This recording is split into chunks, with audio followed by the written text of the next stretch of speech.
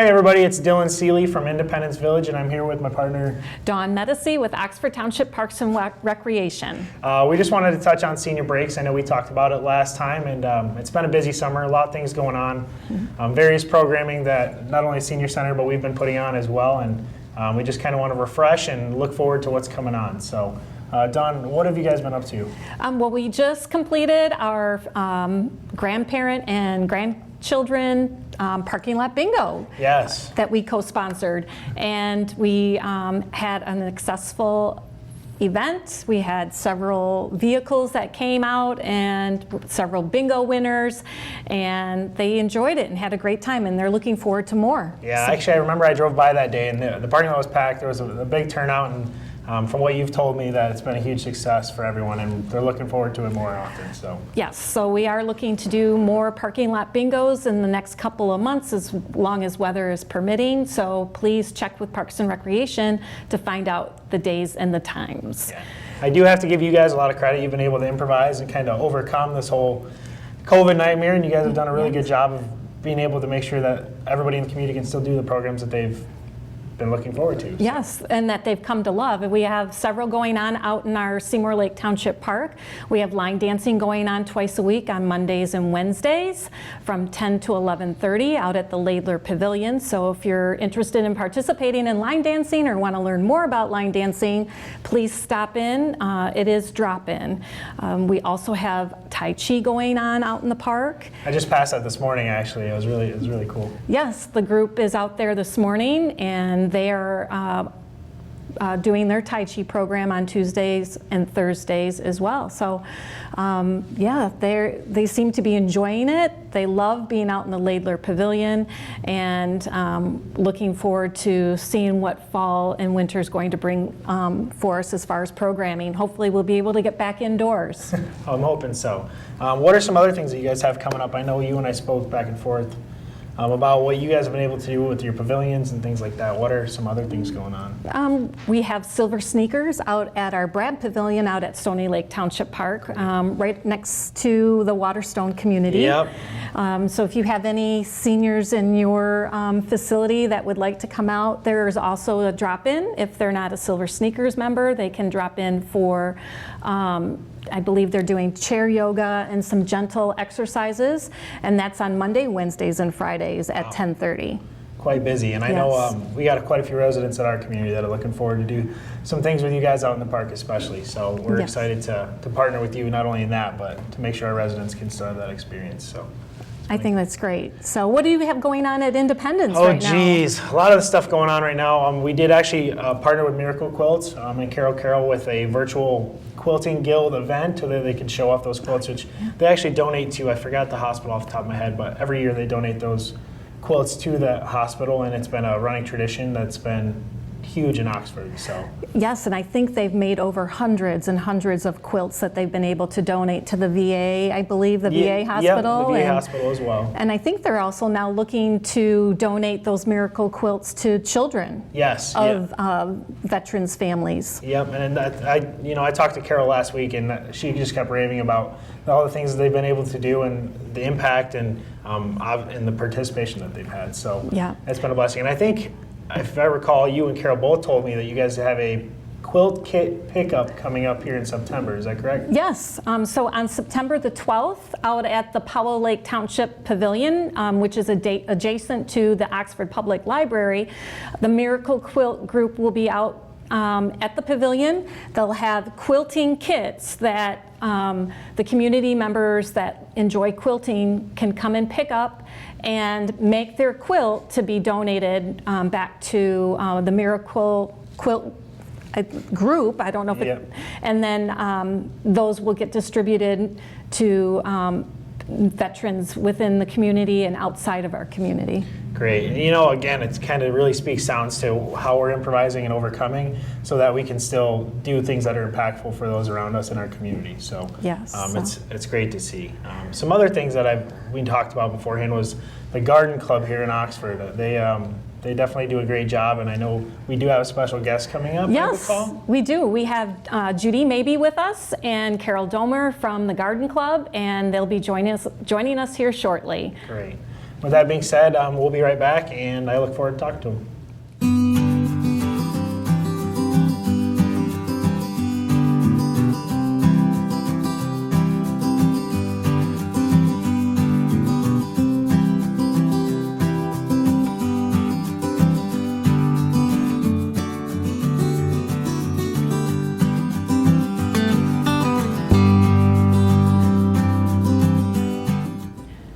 Welcome back to Senior Break. We have our special guests, Judy Maybee and Carole Doemer from the Garden Club. Welcome, ladies. Thank you. Thank you. So tell us a little bit, maybe Judy, about how long the Garden Club has been part of the Oxford community. The Garden Club actually started in 1933, so things have definitely changed since then because they started meeting in each other's homes, and there were waiting lists and so on because the homes weren't big enough to accommodate everyone. But now we meet different places in the community, so it has changed significantly since it started. Wow. So since it started, now like how many members do you currently have part of with the Garden Club? Right now we have about 42 total. There are a few honorary members, but we have about 42 total. Great. And tell me a little bit about where your garden is located here in the community. Our garden is located on the northeast side of Centennial Park, right outside of the Ox restaurant. And I understand that within this last year, you guys, the club has done a revamp of the park or started a revamp of the park? Of our garden in the park. Of the garden in the park, you're right, Yes. the garden, a revamp of the garden. We've discovered over the years that about every 10 years the garden needs to be revamped. Things have gotten either too big or for some reason it's not working for us anymore. So last fall we started a significant restructuring of the garden, and this spring we've added more to it. Okay. And how many people does it take to maintain the gardens at Centennial Park? Well, everyone in the garden club has to donate an hour a year to Wow. work in the club. That's part of the membership Okay. requirements. But there are some that are there every time. We work once a month in the garden, so some people come every time. So it works out well.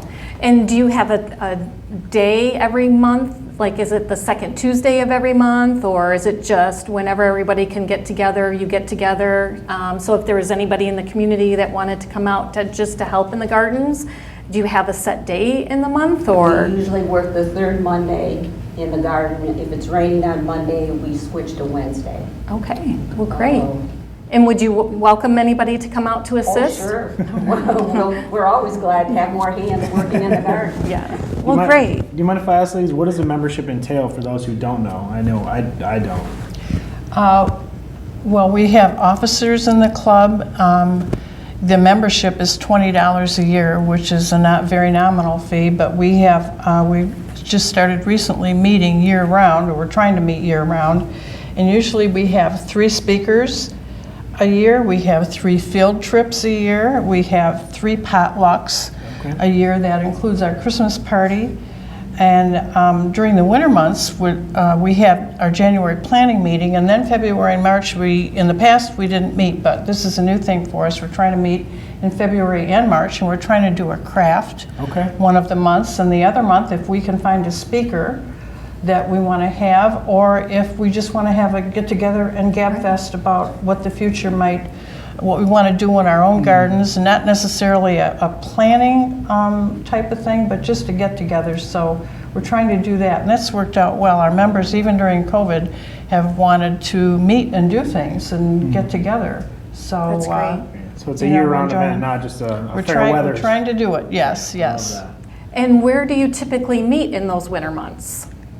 Trying to meet at the Oxford Senior Center, which has been wonderful for us. We started in October of last year, and our meetings are wonderful there because they've got a lovely big room, they've got the kitchen, the parking is wonderful for our members, so that's worked out very well for us. Yeah, I know the Parks and Rec Department has enjoyed having the garden club at the facility, so we hope to continue to move forward with having you guys and your members and your guests at our facility. And we hope so too. It's worked well for our members. Yes. They really appreciate the convenience of it. It's worked out well. Yes, yes. Awesome. So what are some of those field trips you guys have done in the past? I know you mentioned you try to do 3 a year. Where Yes, in the past well, have you one of the things that we do, we have a nursery crawl, and the vice presidents usually plan a couple nurseries to go Is to. that like a bar crawl, but to nurseries?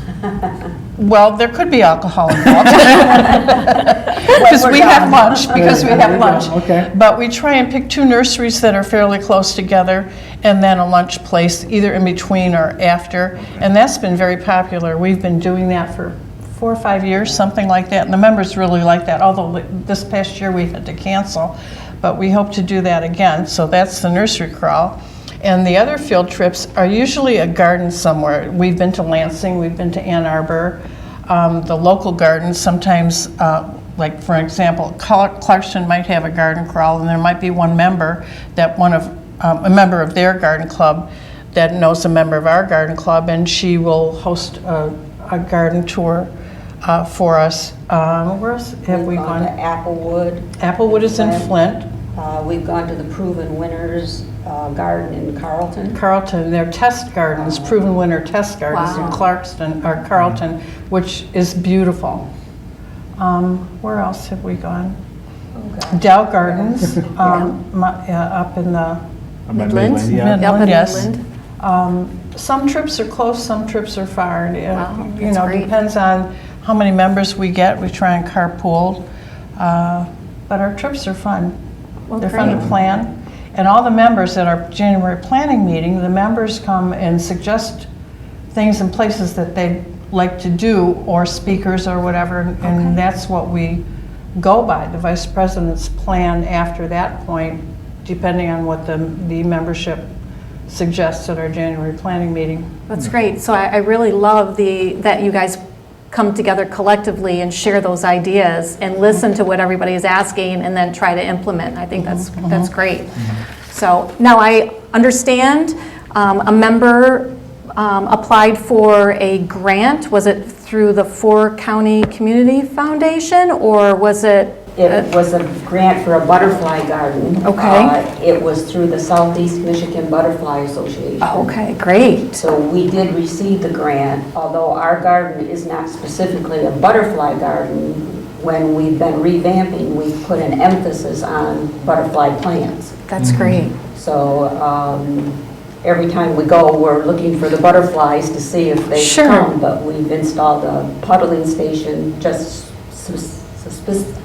specifically for the butterflies. And we have a bird bath in there now. Okay. So we're doing more and more things to try to attract the butterflies. Is there any particular like plant or like a main plant that you have to really attract those butterflies, or like to grow butterfly, for butterflies to, I'm not sure, do they nest or in the plants, and how, do you know how that all? You have to have a host plant, and the host plants are milkweed. And some milkweeds are invasive, some are not. So we've tried to choose the milkweeds that are not invasive. And the Butterfly Association lists all the plants that you could have in a garden, so we selected some that Okay. would fit in our garden. Gotcha. And also the puddling station, which was new to everybody. Nobody knew about a puddling station. You know Never heard about a of bird that. bath, but a puddling station, well, it's a little short bird bath that is closer to the ground, and it has wet sand in it mixed with Epsom salts. And it has to be kept damp or wet. And the male butterfly lands in the sand and gets the salt from the Epsom salts, and that enables him to mate with the female.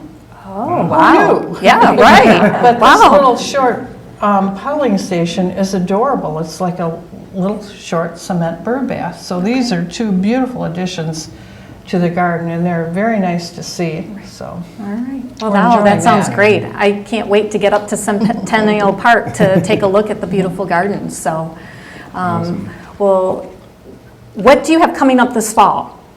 Well, we spoke about gardens we visited, and last year we visited a garden up in Clio. The fellow's name is Glenn Pace, and we have asked him to come be our speaker in September. Okay, great. Glenn himself isn't a master gardener, but he teaches master gardeners. Oh, wow. So he's above a master gardener even.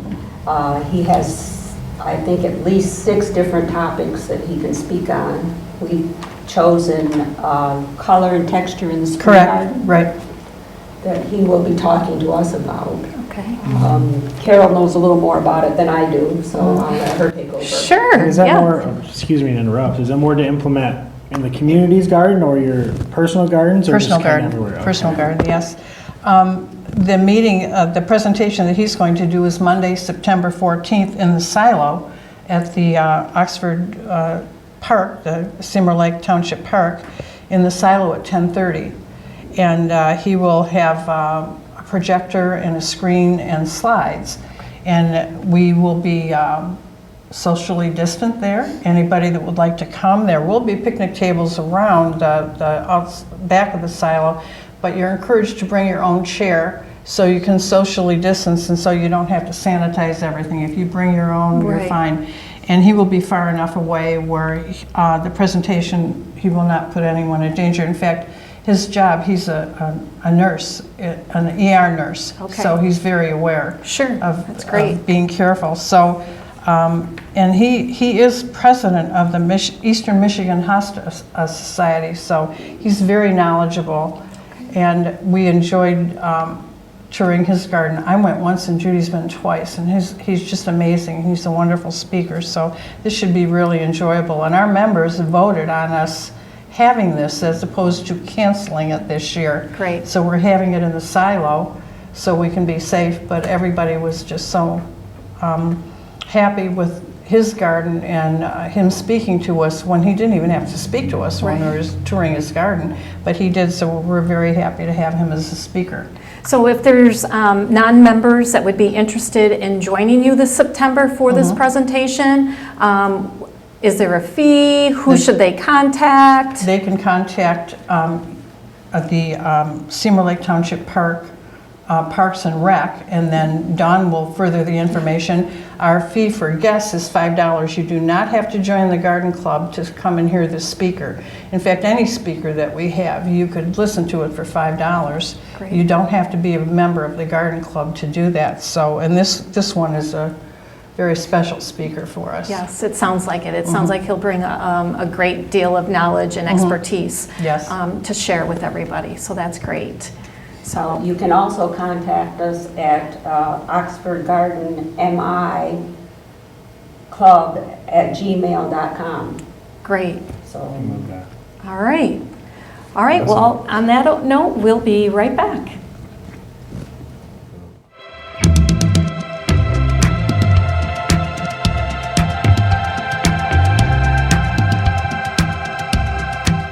All right, ladies, you know what? I really appreciate everything you said. I just kind of want to recap on things like that. So one big question for me is, how do you guys kind of keep the club going? You said it's been around since 1933. How have you guys continued to grow over that time? Well, like I said earlier, a lot of things have changed because they used to meet in people's homes. Now we go to visit other gardens and not just have our regular meetings, but we try to do informational things that people will be interested in to help with their own gardens, as well as visiting all these other gardens. So that seems to be what most people want. Right, and I'd have to attend those. So say I have a garden at home and I'm struggling, I could just come and pop into a meeting, or would I need to have a membership to do that? Or You don't have to have a membership. You can come to just about any meeting you want to. There's a slight charge for that, a $5 charge, but we welcome all members. And you don't, just to come to that meeting, you do not have to be a member. You can decide, we have a couple free meetings a year, and then you can decide, if you're interested, you can attend several for a nominal charge to see if it's a right fit for you, because it's not always a good fit. But usually what we do when we plan our meetings, our members have suggested what speakers we want, what we're interested in. So it could be butterflies one year, it could be perennials another year, it could be how to clean up your garden in the fall or what to do in the spring to augment the soil. It could be a variety of things. Okay. Just depends on what our members are interested in, because we're not all master gardeners for sure. We just like to get our hands in the dirt. Hey, there you go. And I understand you have a publication.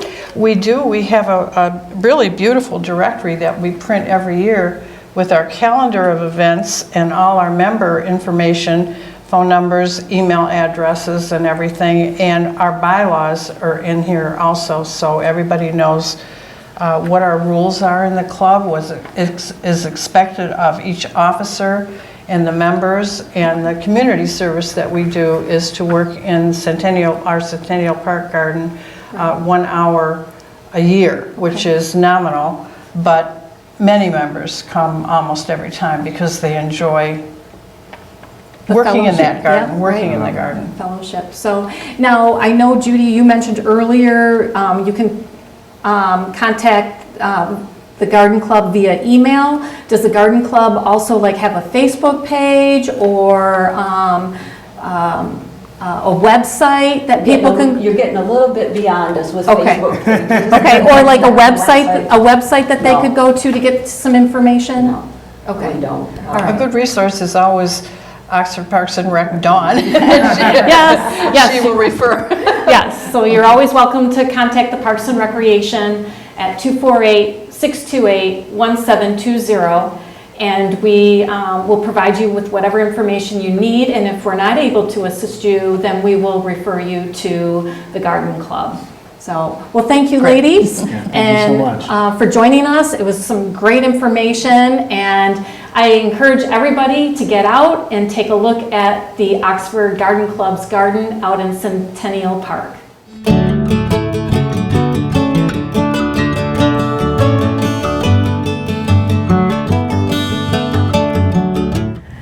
Hello, welcome back to Senior Break.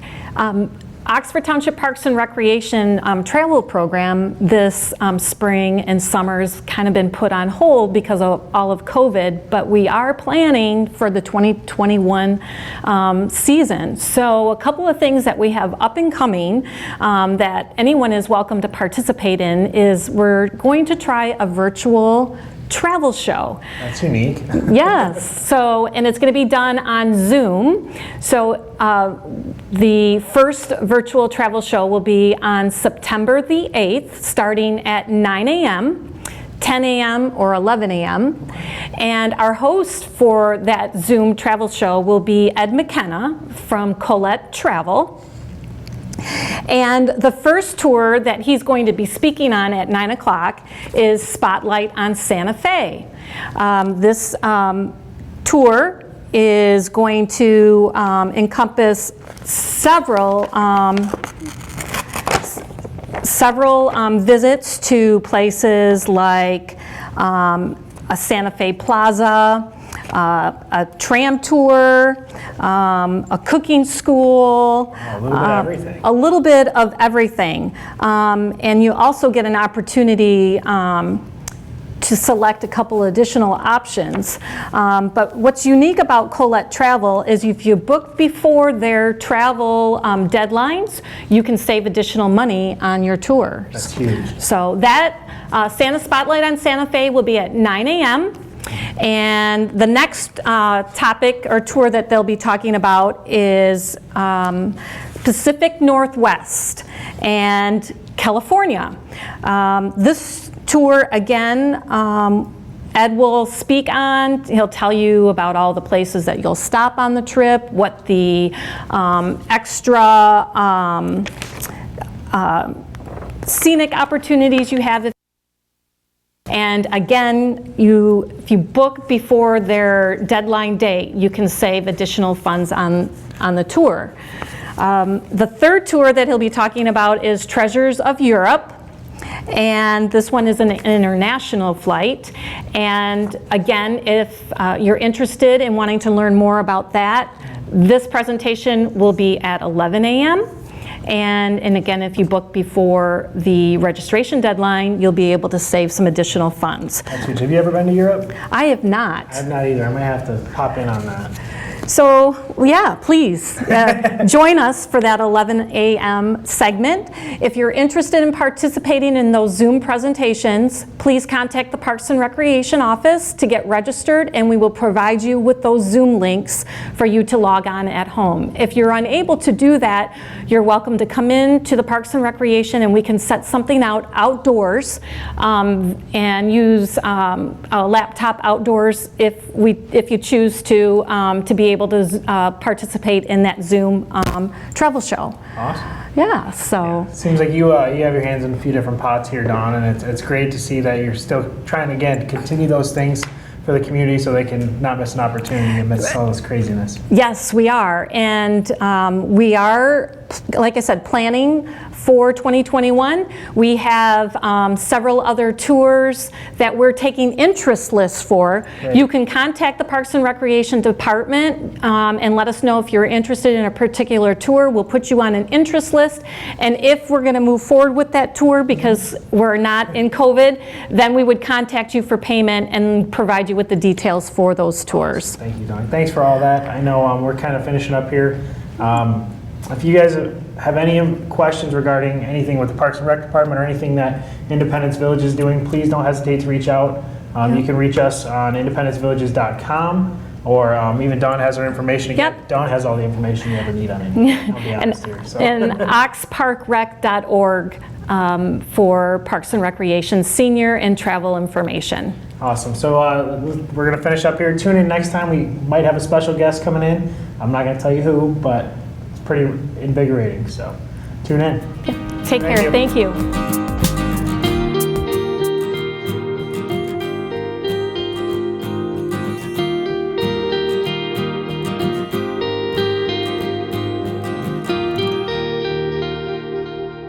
Friday, it's Fish Day at the American Legion in Oxford. It runs from noon to 8, and we will have over 300 of our best friends enjoying our fish and our carryout. Sure, we have checked it out, and we have found that we have the best cod and walleye in Michigan. Want dessert? It's all homemade by our auxiliary ladies for just $1. For your vets, we have hats, just $5. On the bar side, here's some of our friends. Hi, everybody!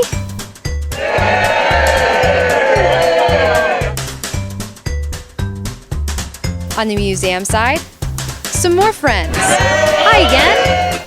Where you can check out one of the best military museums in the state.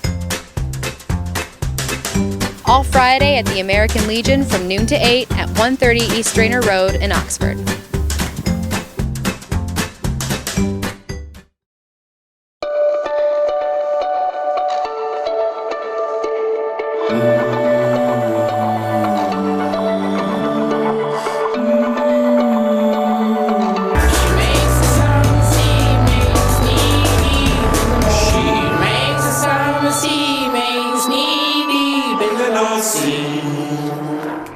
Canine Stray Rescue is Oxford's own local dog rescue. Call them at 248-628-0435 or go to their website dogsaver.org and click on the Canine Stray Rescue League link.